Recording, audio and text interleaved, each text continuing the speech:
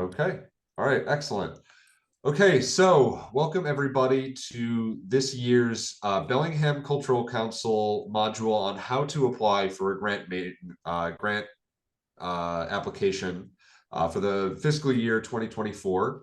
My name is Kevin Staley. I am the treasurer for the Bellingham Cultural Council. And with me, I've got Daryl Crow, who is the chairman for the Bellingham Cultural Council. How are you doing? Good, good. All right, so just a quick point here on our agenda. We will just be going over what the Cultural Council grants are, what the timeline is for everything, and then we'll do a quick tour of the Massachusetts Cultural Council website where you can learn everything you need to about applying for a grant. So, the Massachusetts Cultural Council. So what is it? The mission of the Massachusetts Cultural Council is to promote excellence, education, diversity, and inclusion in the arts, humanities, and sciences to foster a rich cultural life for all Massachusetts residents and to contribute to the vitality of our communities and economy. To accomplish this, the town of Bellingham receives monies each year from the state of Massachusetts to fund programs, education, and performances or events that will benefit the entire Bellingham community. For the fiscal year of 2024, the allocation for Bellingham is $10,500, and the town of Bellingham has set up a subgroup, which is called the Bellingham Cultural Council, to oversee the promotion of the grant program to the public, the collection and review of grant applications, the distribution of grant awards, and the payment of grants. So in a nutshell, the grant cycle timeline will be as follows. So all events and performances can occur from July 1st, starting in the year 2023, to January 30th, 2025. So in other words, you may start your event in the hope that you will get a grant from the Bellingham Cultural Council starting in July, and you can schedule and complete and submit for payment all the way up until January 30th, 2025. The grant cycle round will start, or actually has already started in September 1st of this year. So starting from September 1st, you can submit your grant applications for something that has occurred starting in July or will be scheduled for the next year. And the deadline for grant applications is October 17th of this year, so next month. After the grant application round is closed, we will be reviewing grant applications, and all grant awards will be announced after that, I believe on February 1st, 2024. Is that correct, Daryl, or is it before that? Yes, that's it. We will do it faster if we can, but that's when the state requires all of the applications to have been completed and the decisions made.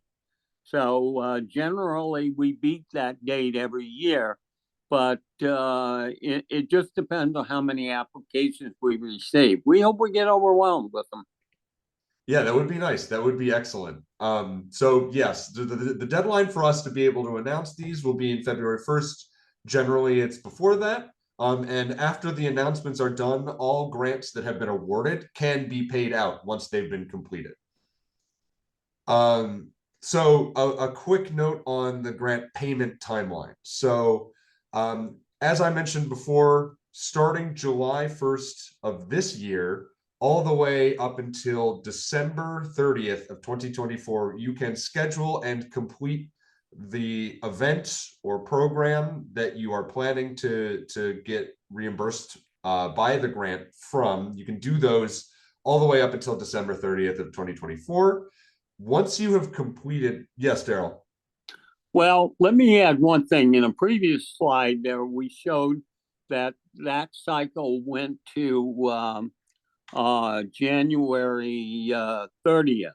And that's because you need some time to process the payment request. So that's why you see a difference in the timeline.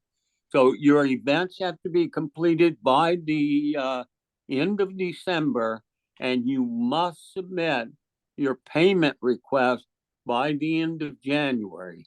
If you fail to do that, then you will lose your grant, and it will be the monies will be released to be regranted in the next year. So it's very, very important that you keep the date of both December 30th and January 30th fresh in your mind at all times.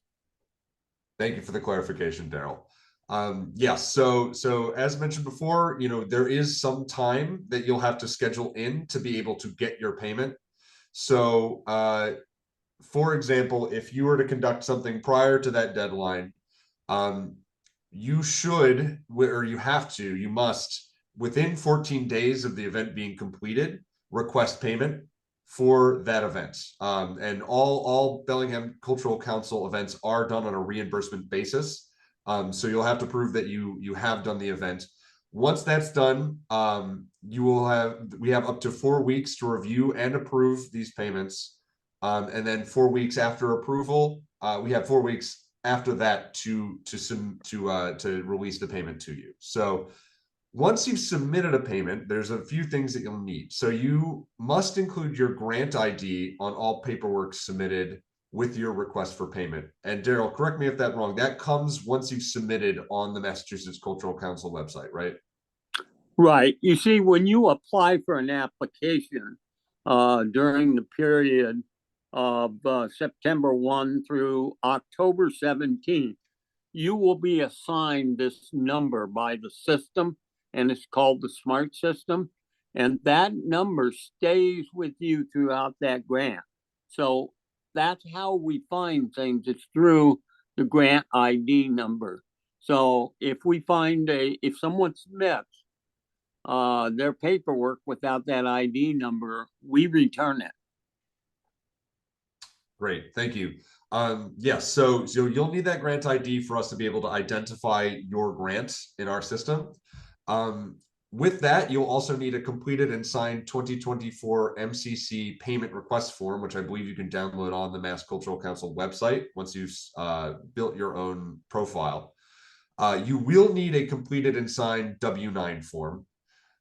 You'll need a copy of the applicant's invoice to the Bellingham Cultural Council. You'll need a copy of any conditional agreement at the time of approval. Yes, Daryl? Well, let me talk about the conditional agreement. What this means, this is not general, but occasionally there is a unique opportunity that someone is bringing before the Culture Council. But there are certain conditions that have to apply to that. And if those conditions are not met, we will not be able to pay it. So all of those things are spelled out in the awards letter. So we always ask people, which you'll see coming up, to put a copy of their award letter they originally received. And that way, anyone in the municipal payment area who is reviewing the paperwork as well as ourselves can ensure that all those conditions were met. So if you have a conditional clause on your approval letter, then you need to make sure that that's sent in with your request for payment. Generally, most people don't have one. Okay. Yeah, so this is only in the case of if you have a conditional agreement with the council will you need to submit that. You will, as Daryl mentioned, need to also include the original letter that we sent you. So I think that goes out with every grant that we award. And if you have any third parties, so this is other contractors, other folks that are involved that are separate entities, right, Daryl? They will also need to submit their W-9 if they were part of a subcontract for this grant. Yeah. This is primarily back to the conditional agreement, because one of the things that sometimes applicants will do is say, don't pay me, I want you to pay all these third-party vendors. And then that's why we need their W-9, and that's why we'll need their invoice. Yep. So in the event of like an event where you have somebody else who also needs to get paid, you'll need to submit all of their W-9s as well. Finally, the last three things that you'll need, you will need documentation of proof that the event that you planned actually occurred, which is standard, of course, just to let us know that this event has actually in fact occurred so we can reimburse you. You'll need copies of any promotional material showing that the sponsorship was publicized in part or in the event of if we plan an event, totally by the BCC and the MCC, so the Bellingham Cultural Council and the Massachusetts Cultural Council. And you'll need a statement of non-discrimination and compliance to the ADA. On that last portion, Daryl, is that also available on the Mass Cultural Council? What it is it will be included. The statements, the forms, the approval letter is something that the Bellingham Cultural Council will send out by either email or by physical mail to the applicants upon award. Okay. All right. Great. So as you can see here, we've got a list of the things that will be required for payment. If you have any questions on those, we will later on have some contact information for Daryl. So if you've got any questions on what these forms look like or where you can find them, we will have that contact information up so you can call or email Daryl with those questions. And that concludes the general timeline of payments and how the grant program works. We're going to pivot now, and we're going to do a tour of the Massachusetts Cultural Council website where most of the work for applying for the grant will be done. So I will transition here.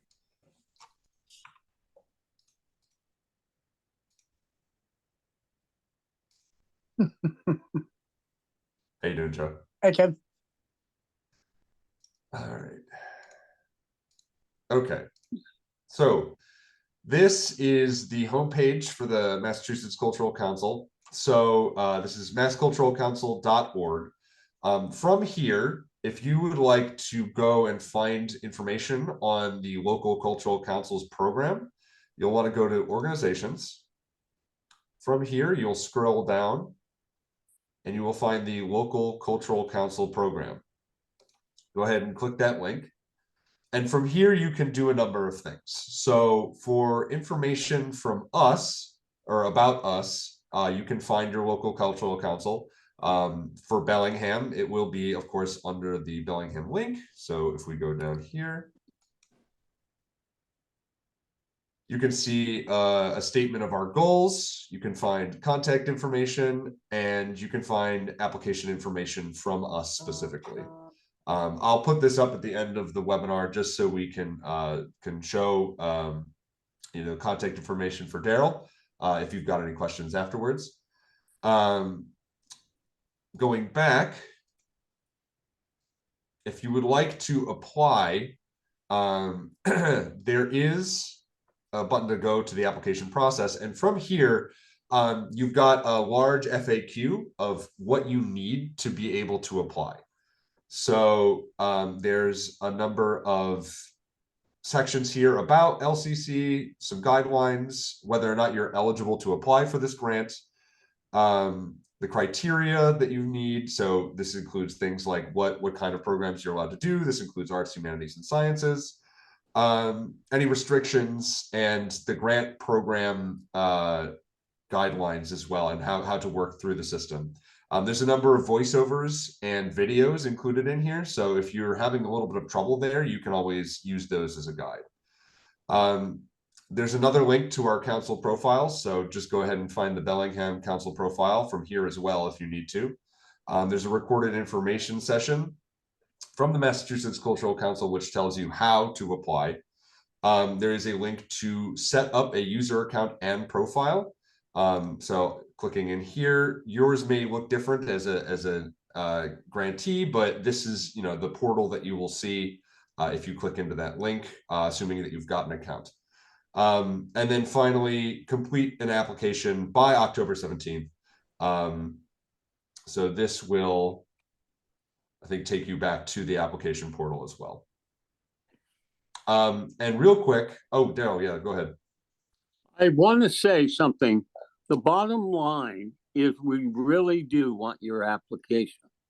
We want you to be very successful in making an application and presenting your case. That's why we're willing to be able to help you. Now, we are trying to do a balance between the arts, the humanities, and the science sectors in our community. And all too often we get more art, more entertainment, more music applications than we do either humanities or science. And there are many, many things that can be explored in the humanities and the science.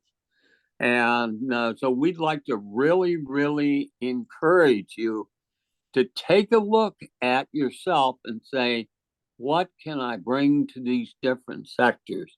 Because you may have something that we all need to know about, that we all need to experience and learn, and that will make our lives within our community much better.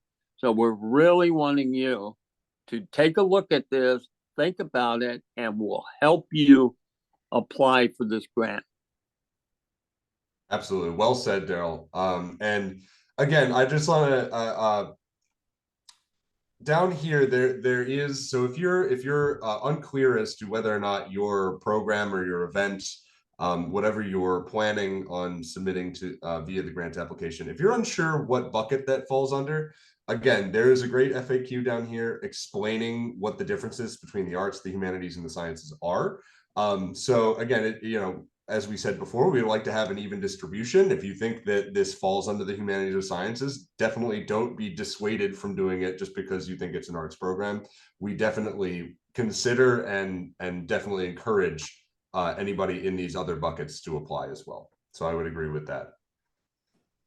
And young or old, we don't discriminate. And it's amazing sometimes what young people can bring to the community. They don't just bring ideas and technology to other young people, they bring it to the entire community. So we encourage as much interaction as possible, irrespective of your age, race, etc. We want you to bring together, and this is a good way to come together through this program.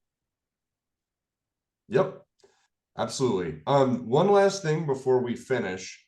So I did want to kind of show you what a sample application form will look like. So this is on the MCC website. So this will have a number of things that you'll want to take a look at. So it's going to have the legal name of the organization or the person that we're looking at, their physical address, mailing address, any parent organizations. You're also going to want to fill out kind of the budget that will be included, what this discipline falls under, project title, where it's going to be taking place, these sorts of things, which are crucial for us to make a determination as to what this is, what bucket it falls under, trying to determine the public benefit, etc. So I encourage you to take a look at this application and just kind of go over what you might need to collect before you apply. And again, feel free to reach out to us or the Mass Cultural Council if you have any questions about filling this out as well. So we want to make sure that you're not dissuaded from applying just because you have never filled out a grant application before. So yeah, and I think really quick, I think we'll post up the we'll post Daryl's information here at the end of the recording. Again, if you want to reach out for questions, Daryl is available. His email and phone number are right there. He may also forward those questions to me as well. I'm available to take any questions too. You can reach me at kstales, STALES 97 at gmail.com. So the both of us are available for questions. And yeah, so we're excited to see your grant applications this year. Don't forget that the deadline is October 17th, and we hope to see you soon.